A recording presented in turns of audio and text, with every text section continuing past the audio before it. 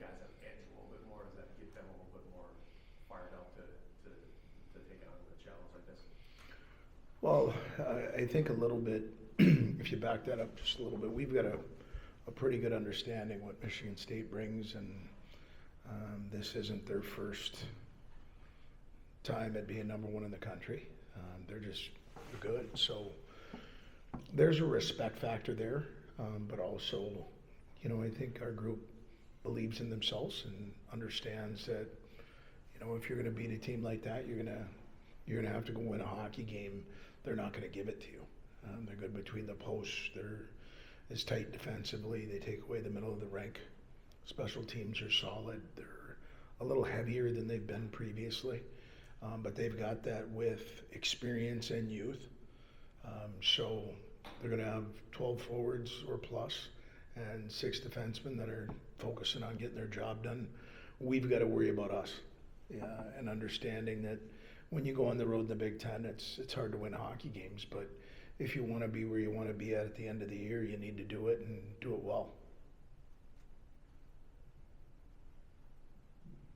Been in some really tight games with them in the last couple of years. So you feel like you're in a better spot now, having experienced some things in close games this season, to feel like you can get over the goal line there, I guess, so to speak, of winning those close games. Well, I think even this last weekend, you know, there were peaks and valleys, but it was a hard weekend. That's pretty much what it is in the Big Ten. You're going to have to, you know, you don't get to put in less than 60 minutes and win a hockey game in our conference. And so, you know, there's so many things that go into it on getting off on the right foot. They've been playing with the lead a ton this year, you know, and we're a better team when we're playing with the lead, as any team is. So for us, it's about focusing on what we need to do here before we get into a break, and try and squeeze everything we can, just like we did. We had a pretty good homestand for the first half. I mean, it's putting us in a decent position, but at the end of the day, it doesn't buy you a cup of coffee. We've got to go on the road and now play in a building where they've had an awful lot of success in. So they're going to be comfortable in their own beds doing what they do. But our guys are excited about the opportunity of playing a really good hockey team. With some of the goals this weekend by guys like Bruno and John, collectively, the newcomers have all really come into their own the last couple of weeks in particular too. Just what as a group have they all done so well to get to this point? One, I think they were prepared coming in here by the people that had an opportunity to coach them a year ago. So that was a good start from day one when they got on campus. And then I'll say this, when you're going to a place like Michigan State, you want to lean on the guys that have been there before and understand what it is to go on the road in the Big Ten, and that's the guys that have come back. And so between those two things, we need our leadership group and the guys that have been in that building before to draw on those experiences. And same type of leadership that we had when that new group got here this summer for the 8 weeks, is they put them under their wing and said, hey, you know what, just follow us. And that group's done that, and we're going to need them to do that this weekend. I do like the growth that we've seen from our young guys. They're, you know, I said this probably at game 8 or 10, they're no longer freshmen, right? They've been in some battles, they've been in some wars that from a hockey standpoint, that now they're starting to consistently understand what goes into being consistent, and being in every day. And I think that comes from our leadership group. And you know, Joey Plotachuk's going to be back in the lineup unless something goofy happens. I mean, he's back skating, no restrictions. So it'll be great to have his energy, his leadership come back into our lineup and allow those guys to follow.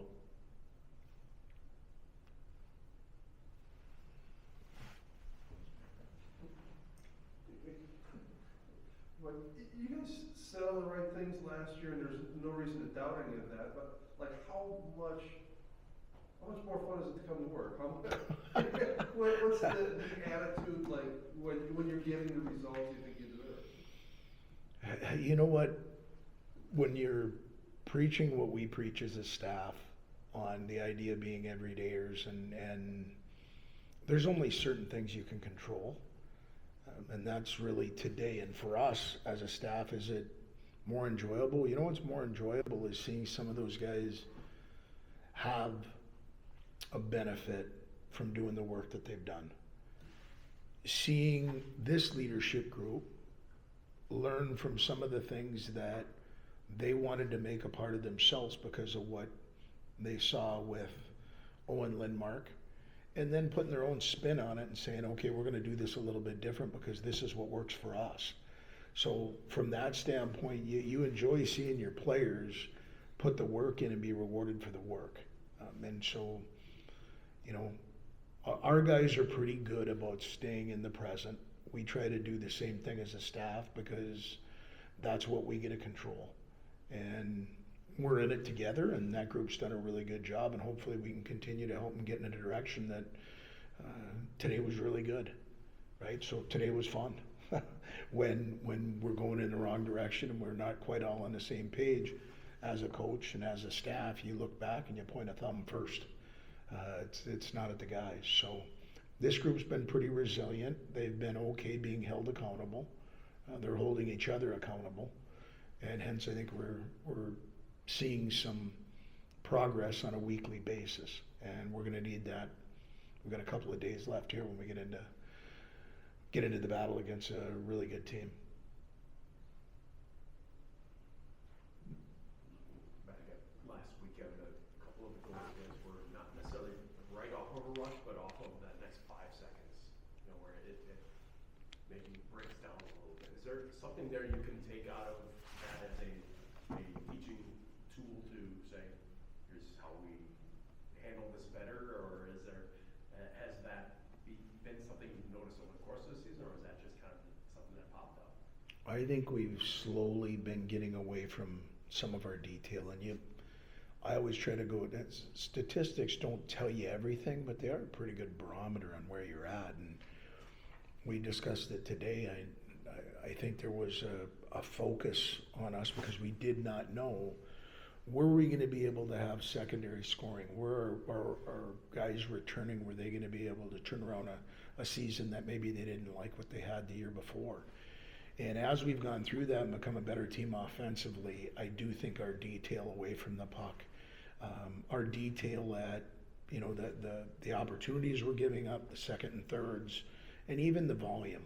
You know, our volume of playing defense has grown over the last couple of weeks. And so, yeah, I mean, we look at everything after every weekend, but yes, we've outnumbered rushes.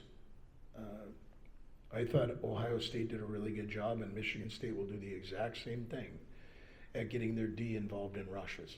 And multiple times last weekend, you saw that second wave get into our zone, cross the blue line before our toes cross the blue line. And it's something that the guys have, you know, we identified as a staff. We've talked about it, and, you know, we'll be working on that this week.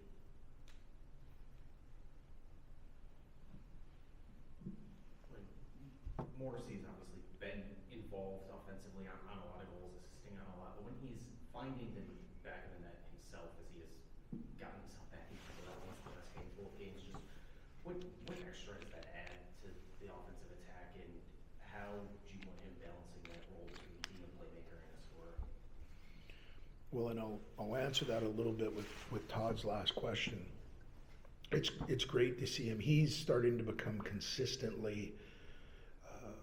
You can see he's working on becoming more of a shot-first mentality guy. And as I mentioned in here to Todd after the game, you know, he didn't dust that one off. He got it, got his head up and found a spot and shot it before the goaltender was able to get set. But I'll also tell you, he looks at his whole game. And the offensive side, that piece of it is coming. But one thing that I think he's really aware of is his play away from the puck. When he's doing what he needs to do defensively, he gets a lot more puck touches from us coming out of the zone by defending real well and staying on the right side of the puck. And so you know, it was great to see him finish that goal. We need him to be one of our most consistent guys, but I think the first thing that Gavin would say is, you know, he wants to do the same thing as our group. We need to get better away from the puck so that we have the puck more. We're not defending as often as we are in our zone for extended periods of time. The one thing about Gavin is he holds himself to an incredibly high standard. He goes back and he pores over his video, and he's a pretty good self-evaluator.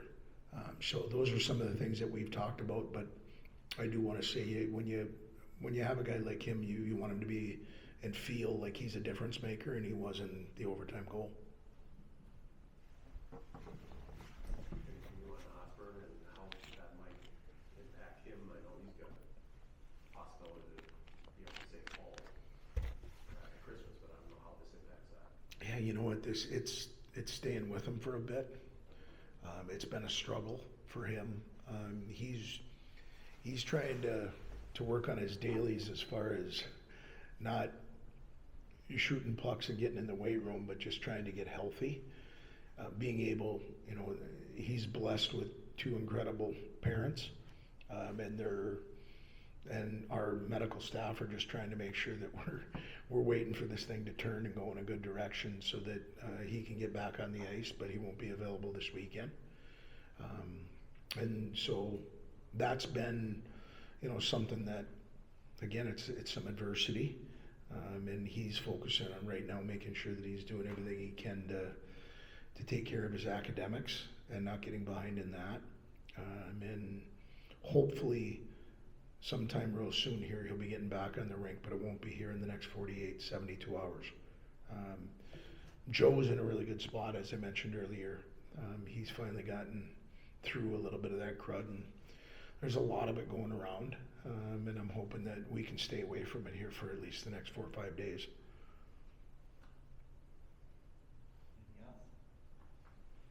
Thank you.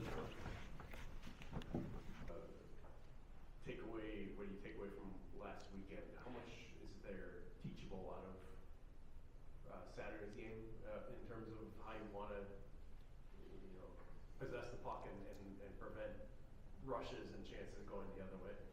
Yeah, I mean, actually in both games there's moments, second period Friday, and then obviously some situations Saturday that if we're presented again, can we do a better job of, maybe not taking a late penalty when you're up by a goal. You're up 3-2 and you're going on a 5-minute major. Can you eliminate that penalty 20 seconds after the puck drops? And so there's some things that, we as coaches look at, and you hope your players understand. And, if things go like they did Saturday, then, yeah, you come back on Monday and address some of those things. And just to get the mindset, because especially late in the year, you get into February, you get into the playoffs, and all of a sudden, you pop a goal to make it 3-2 or 2-1. You're up a goal with 6 or 7 minutes to go. What's important? And what are the keys to get into the end with either a goal lead or an empty net goal and things like that? So in life, every game you play, there's experiences, and through those experiences, can we gain some wisdom? And so you use the benchmark of Friday and Saturday, whether you won or lost or tied, whatever the outcomes are going to be. And then you come back Monday and try to improve on those areas. So that's what we're doing. So, so each game gives us a chance to get better, and obviously this past weekend there's some things that we can work on to improve and get better. It's a short week, which I sort of like. Just you get back on the saddle, let's start riding again.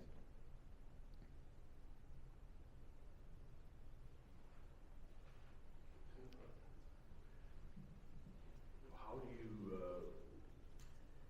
envision a series against St. Thomas? That's a team that's had some pretty good wins, had some challenges. I'm interested in your thoughts on playing them this week. Well, I think coming back home, getting a little bit healthier. It's more about what we're going to do and what we're capable, and our compete level needs to be high.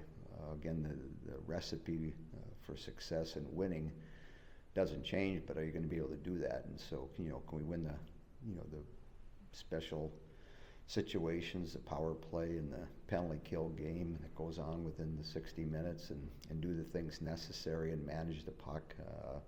And so it's not complicated. It just becomes some nights hard. Like, Friday night, second period became hard for us. And so that's going to happen when you play 34 games.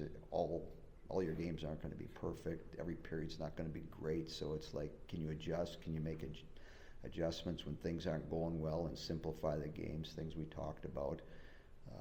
And so whether it's St. Thomas or whether it's Minnesota, it's, you have 2 or 3 good practices hopefully through the week, get your kids excited, get them healthy, and then go on the ice and play with some enthusiasm. And, hopefully being at home will create some energy for us. And again, it's about what we do, irrelevant of our opponents.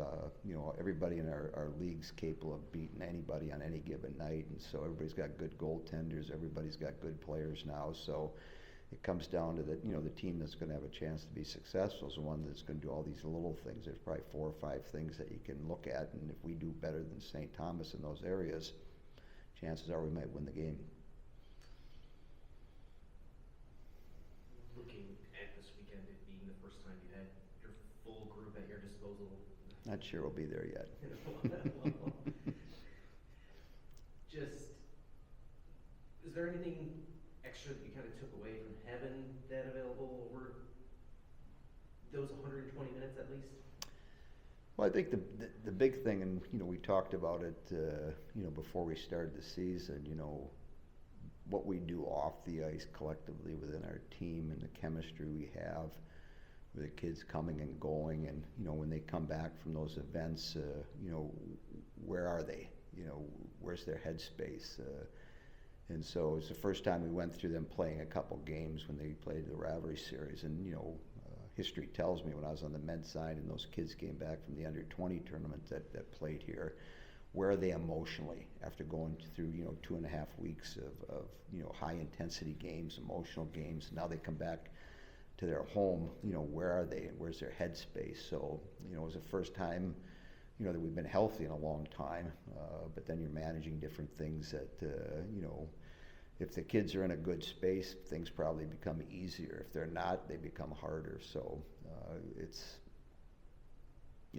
a learning experience, not only for the players, but for us as coaches too. So the big thing is to get excited to play games. You only get 34 of them, and once one is gone, then you don't get it back. And so you got to play with energy, you got to play with excitement, you got to bring enthusiasm not only into your locker room but on the ice, and it's contagious. If one player's got it, it might go to 2, 5, 8, 10, and then all of a sudden the whole team's got it, and you look a lot different when you're in that space than when you're fighting things. So yeah, it's good. Habits, especially off the ice. Ava's, she likes to keep a lot on her plate with school and some of the things that she tries to manage. But, what I see on the ice is all pretty good.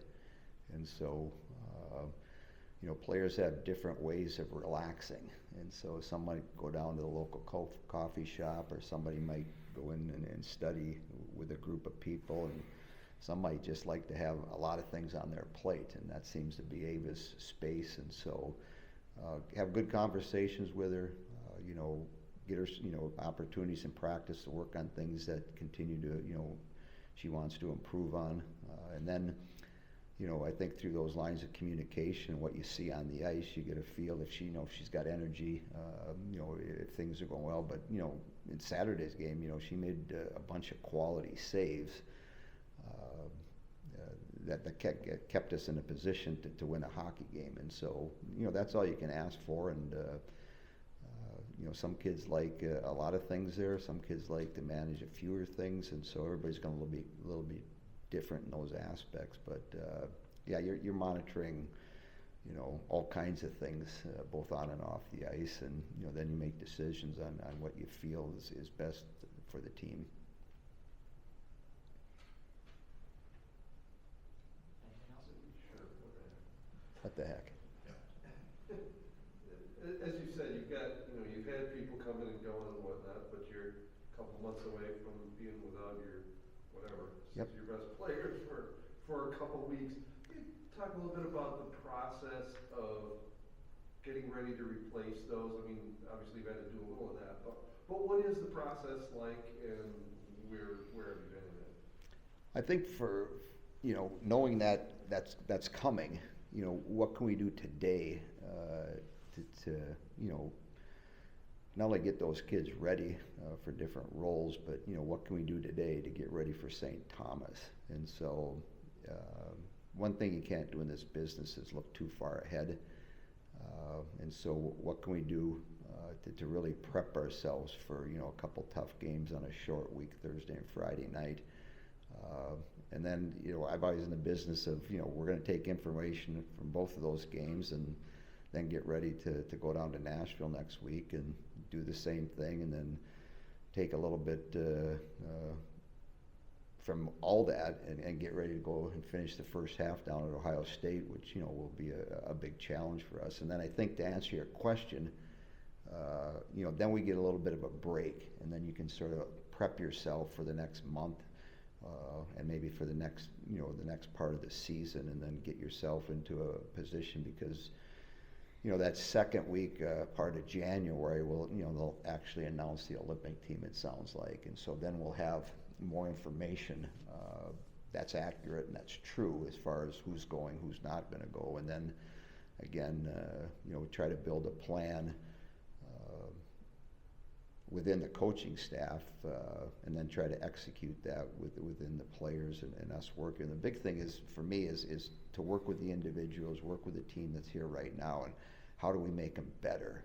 So whenever their opportunity comes, whether it's big, middle, or small, at the end, there's your opportunity. Are you ready for your opportunity? So it's like a backup quarterback in college or a backup quarterback in the NFL. They're prepping right now to play this weekend. And in most cases, those quarterbacks will not probably play, but we saw this past weekend, 3 or 4 NFL teams lost their quarterback. Was the backup guy ready to play? And you look at 2 or 3 of those and say, oh yeah, that guy was, he was ready to play, came out, did a really good job. And a couple others, I'm not sure he quite studied as much as he should have studied, probably figuring, well, the odds are I'm going to play. Well, you don't know when your opportunity is going to be. So, individually working with kids at this time, and like we do throughout the year, and then if their opportunity changes, are they ready for that opportunity? And I'm hoping that we're doing the right things now to get them ready for that opportunity. Just have one to keep forgetting to ask. Nicole and Rachel Gorbatenko, is the plan for them to not play this year, save the year, redshirt year, or is that something? Yeah, they could that's been the plan since day one. Okay. When we recruited them, things like that, you just looked at what we had coming back this year, and what they wanted to do individually, and so that's the plan. And unless something really crazy happens, we'll stick to that. Awesome. You guys have a wonderful day. And if you need any turkeys, I know it's coming up. I got about 40 or 50 of them sitting in my backyard every morning, so it won't take long to get one. Yeah, right. I said that's why I gotta come down and find out what kind of wildlife Clark's got in his, Yeah. on his dry bulb. You're running around crazy, but the turkeys are right back there. And, I know you guys worry about what you're doing, but when you see a number 1 in front of the team you're going to play on the road, how does that affect you? Even just a little bit of getting amped up a little bit more or anything like that?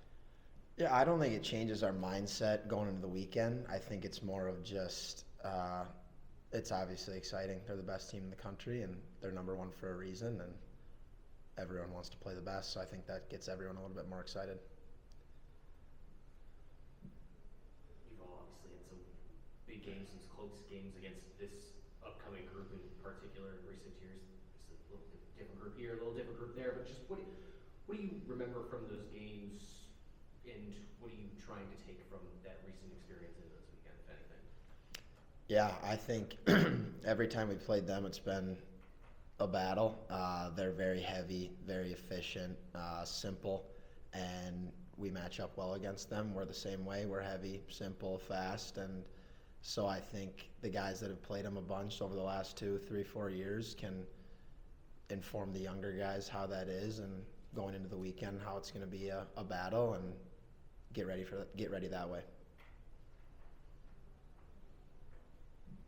I was thinking about how over the last couple of weeks, maybe some of the details have slipped a little bit, or just enough to make a difference.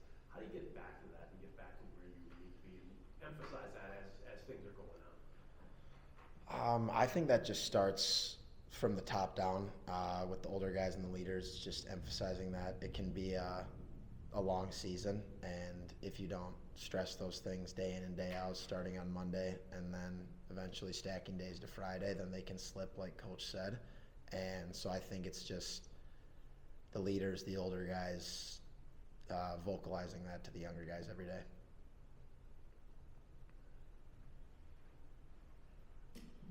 I mean, a year ago, you guys were saying all the right things about coming to practice, working hard, doing all the right things, but the results weren't necessarily coming. What's it like? How is it different coming to work these days when you are getting results? Like I kind of said earlier, we try not to change anything. We try to have the same mindset going into every week, and this year we are getting results, and our work during the week is paying off, which is super fun. The group's awesome, the vibe's good, and so I think that just coming to the rink every single day with that mindset and then getting rewarded makes you want to come to the rink the next week and do the same thing. You know, you've been around this a few times. I'm interested in your thoughts on what Mike's doing in terms of trying to add to his game. You know, you saw what he did first year. He wants to do more the second year. How do you feel like he's doing with trying to be more of what people say? You know, well, you can do this, you can be this guy, but sticking to what he knows he can do and how he's going to do it.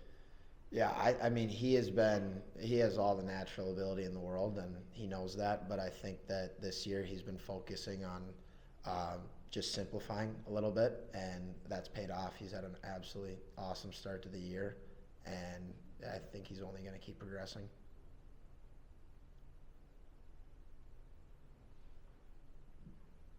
How do you feel about playing East Lansing? You like that challenge? I mean, that's student section's right on you in the corner, and the building gets loud now. Personally, I love playing on the road. I like being in those environments where they're loud and everyone's kind of rooting against you, but it's definitely, we have a lot of guys that haven't played there before, and like you said, they're right on top of you, and I think it's pretty similar to Michigan. It's a smaller rink, a little smaller scale, but very similar vibes, so I think that I don't think anyone will be too surprised when we get there, but I think it's exciting. I really like playing there. Someone's asking me about what it's like here from the student section, and I wonder what you guys feel down there in terms of when the noise comes from that side of the building, because they drive a lot of things. How does that, you know, get in your helmet of like what you even notice of what they're doing? Yeah, we need them. They've been awesome this year and obviously the past few years, but I think when they're loud, for me personally, I can't speak on the whole group, but I think it's very similar feeling with them. When they're loud, it makes us want to perform. It makes us want to make plays, and it's an awesome feeling. When that place is loud, I think it's the most special spot in the country.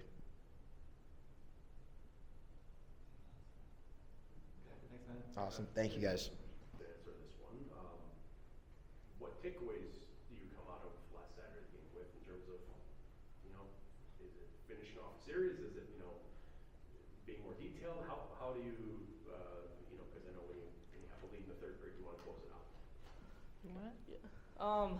Yeah, I mean, obviously it's a learning curve and it's a learning experience for our team as a whole, but I mean, we did have an off weekend the weekend prior, so it was also getting back into games and just getting back to the field. And then you go to a place like St. Cloud, the rink is a lot bigger. It's definitely a different style of hockey and a different game you have to play. So, I mean, I feel like we actually found more of our game Saturday night than we did Friday night, even though the score tells you differently, and that's just hockey sometimes, and that's what's going to happen. Bounces are going to go that way, and teams are going to score, we're going to score, and it could be a close game or it could be a 5-1 game, but maybe not our best game as Badger hockey. And I mean, I think, like I said, it's just a learning curve for our group as a whole, and that we do know too that even in tight games we can still get the job done no matter how it goes, and just it's a testament to our group as a whole, I think, as well, going into the weeks ahead.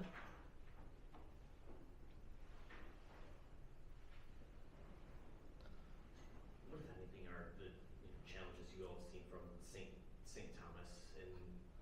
particularly on a short week going into the Thursday game?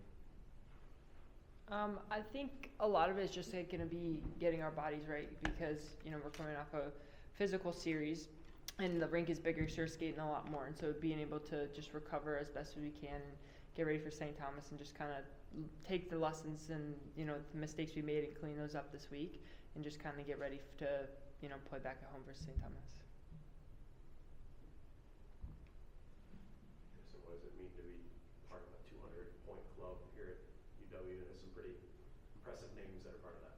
Yeah, I mean, it's incredible. It's obviously a huge honor to be a part of that and to be a part of that group. But at the same time, I think it's a testament to the players I've gotten to play with over my last 3.5, going on into my 4th year here now. So, I mean, when you name off players like Casey O'Brien, Layla, and Britta, and all these players that I've gotten to play with, I was literally joking with Layla the other day, and I was like, if you don't put the puck in the net as much as you do, I don't even get close to that. So, I mean, like I said, yeah, it's incredible, and it's definitely an honor, but I do think it is a testament to the line mates and the players I've gotten to play with over the course of the couple of years.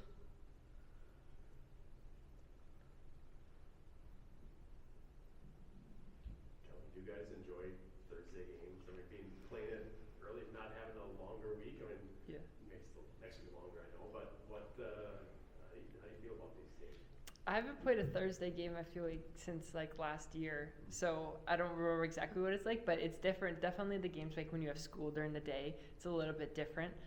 But it's like, I feel like it makes the day a little bit shorter because sometimes like when you're waiting all day for a 7 p.m. game, you kind of like are sitting just like excited for it. But having a little bit of school to kind of break it up makes the game day come a lot faster. So I don't mind them. You know, there's pros and cons to every time of game.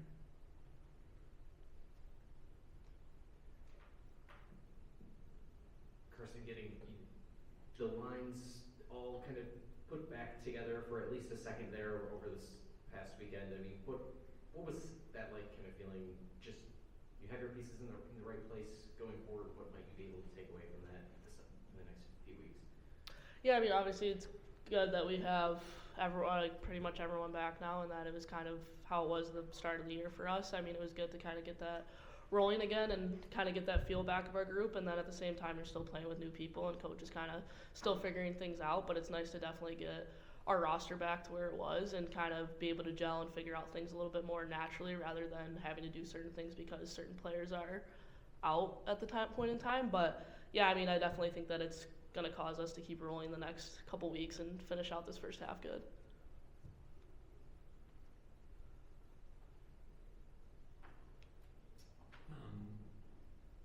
It's been a while since you guys have been at LaBahn, and after this series, it's going to be even a longer break before you play there again. So, is there any sort of excitement or anything notable that you guys feel coming for this series because of that aspect? Yeah, I'd say definitely excited to be back at home. Like, I love playing home games the most. So I'm just excited to be back in front of the crowd and, you know, hear the roar of LaBahn again. You know, hopefully hear that goal horn because there's nothing that beats that. So hopefully cap off 2025 with, you know, a few good victories and, yeah, just can't wait to play. You know, for either of you, you have the teddy bear toss game this Thursday. I don't know if either of you have memories from skating in that game against St. Cloud last year and going around and cleaning that up off the ice. What, if anything, do you remember from that and what fun that might have been? I actually remember there was a big teddy bear with a Simms shirt wearing one last year that I got to take a few pictures with, which was awesome. But yeah, I mean, I think it's just the fun of it for our team too that we get to do. So like, our team's a goofy team and getting to have that lightheartedness and fun after a game. And I don't know, I think we get pretty animated with those things. So I mean, I think it's fun for us to get to do a little something like that, and then it's awesome just in general. So I mean, those are just little snippets of what I remember from last year, and definitely our team will have fun with it again this year. And like to add on to that, like it's awesome that like the teddy bears go to like the Ronald McDonald House, and it's really cool that like, you know, you can see like all the fans in the community participate and be able to raise, you know, those teddy bears for people who need them or may not have that privilege of having them. So it's also really cool to just see the fan support and the community support just pour over the glass. So if you're a goofy team, who are the sneaky goofiest? Like the ones that we wouldn't like expect to be high on that list and all, but behind the scenes are there. I feel like a big one could be like Lainey Potter. I mean, And I it's feel like Cassie. Cassie's a big one, but I feel like Lainey has such a serious front, like most of the time, and then you start to like dig it out of her, and she's a bit of a goofball and brings that energy in the locker room, but you kind of have to sneak it out of her a little bit. Yeah. But we have a lot of girls that are pretty goofy on our team. I think a lot of us present it and kind of show it pretty often, but there's a few sleeper picks, I'd say.